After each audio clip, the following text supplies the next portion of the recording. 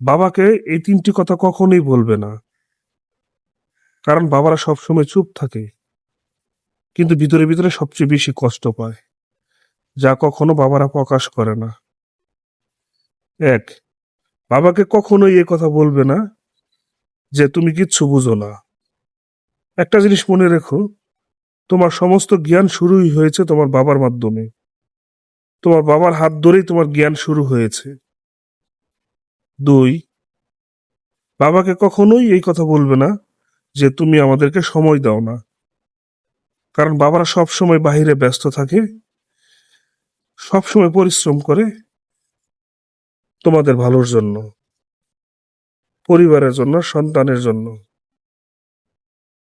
তিন, বাবাকে কখনোই এই কথা বলবে না যে আমি এখন বড় হয়ে গেছি, আমার জীবন আমি এখন ঠিক বুঝে নিব। তখনই আস্তে করে বাবা সরে যায়। যখন এই কথাটা শুনে, তখন বাবা আস্তে করে চুপ হয়ে সরে যায়। তাই বাবাকে কখনোই এই তিনটি কথা বলবে না।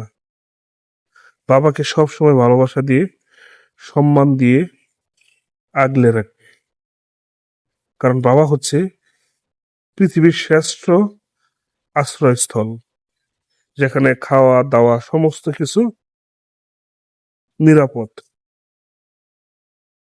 সবাই ভালো থাকবেন, সুস্থ থাকবেন। আসসালামু আলাইকুম।